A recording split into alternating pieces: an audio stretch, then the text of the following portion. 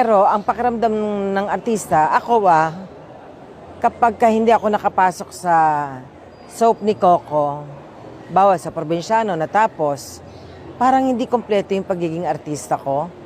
May ganong feeling. Hindi ko alam ang pakiramdam ng kapwa ko artista.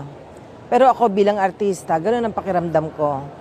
Kung may isang artista na talagang naging malapit sa yumaong aktres na si Jacqueline Jose, yan ay walang iba kundi si Coco Martin. Balitang isa si Coco sa mga unang dumating sa bahay ng premyadong veteran actress matapos matanggap ang balitang natagpuan ang katawan nitong wala ng buhay. Base sa nakalap na impormasyon, nakita ng ilang taong nasa scene of the crime na dumating si Coco, na kasamahan ni Jacqueline sa kapamilya serye na FPJ's Batang Quiapo. Nagpunta rin daw agad sa crime scene ang isa pang kaibigan ni Jacqueline na si Cherry Pie Picache na kasama rin nila sa Batang Quiapo. Wala pang post si Coco sa kanyang social media accounts tungkol sa pagkamatay ng kanyang nanay-nanayan.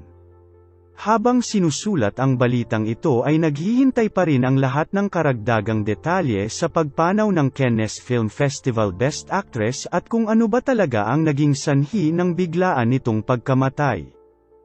Sa unang lumabas na ulat, posible raw nadulas at nabagok ang ulo ng aktres sa loob ng kanilang bahay na naging sanhi ng kanyang pagkamatay. May report naman na nahulog umano si Jacqueline sa hagdan. Kaya abangan na lang natin ang official statement ng pamilya ng aktres at ng SOCO Scene of the Crime Operatives hinggil sa tunay na dahilan ng pagpanaw ni Jacqueline Jose. Going back kay Coco, siguradong wasak ngayon ang puso ng teleserye King sa nakabibiglang pagyaw ni Jacqueline na gumaganap na Corrections Chief Superintendent Dolores Espinas sa Batang Quiapo. Sa isang panayam, sinabi ni Jacqueline ang dahilan kung bakit napapayag siyang bumalik sa ABS-CBN makalipas ang 10 taon. Si Coco ang isa sa rason, parang anak ko na yan. Ang una niyang pelikula, Kasama Ako, masahista, noong araw. Matagal na, at mula noon, hindi naman kami nag-lose contact. In short, nagkakausap pa rin, pagbabahagi ni Jacqueline. Patuloy pa niya, ang pakiramdam ng artista, kapag hindi ako nakapasok sa soap ni Coco, halimbawa itong probinsyano na natapos, hindi kumpleto ang pagiging artista ko. May ganoong feeling. Hindi ko alam ang pakiramdam ng kapwa ko artista, pero ako, ganoon ang pakiramdam ko, aniya pa. Naikwento rin niya na paulit-ulit niyang sinasabihan noon si Coco na sumabak na sa mainstream movies, pero ayaw daw nito.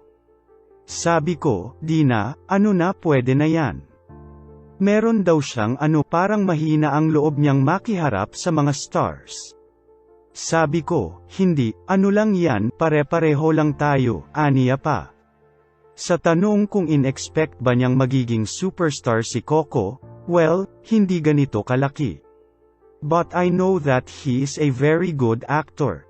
Alam kong mahusay siya dahil lagi kaming nagsasama sa indie.